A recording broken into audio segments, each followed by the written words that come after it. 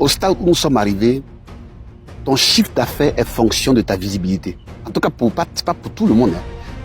Pour certaines entreprises, et tu me connais, tu entends de m'écouter. Je te dis, au stade où tu es arrivé là, ton chiffre d'affaires est fonction de ta visibilité.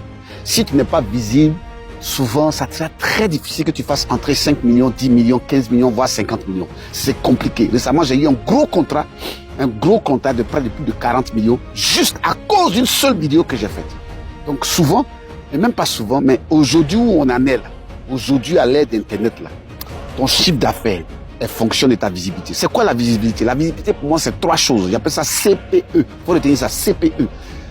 Le premier C là, la visibilité c'est le contenu derrière tes produits que tu crées. C'est le contenu puissant, le contenu que tu mets en exergue par rapport à tes produits, par rapport à ta façon de travailler, par rapport à ta méthodologie. C'est tout le contenu que tu crées. Et ça, je vous assure, c'est travail, mes amis. Vous pensez que chaque jour là, que je poste ici, c'est pour rien? C'est du travail. C'est un travail titanesque, béton.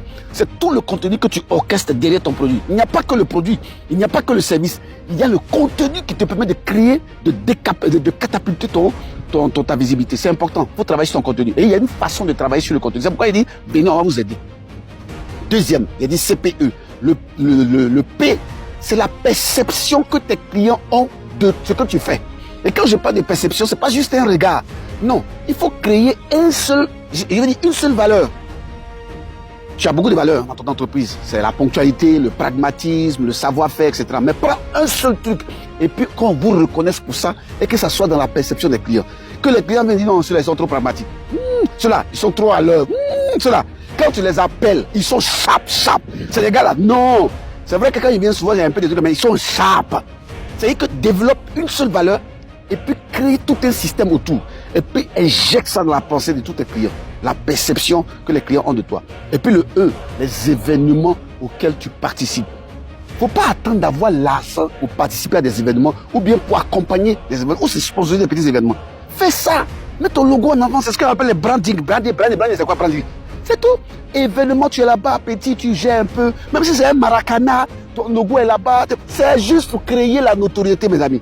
C'est de ça qu'il s'agit dans notre ère là. Sinon, tu as souffert l'argent. Tu n'as pas croire. C'est un désert que tu as traversé. S'il te plaît, il faut appliquer le principe du CPE.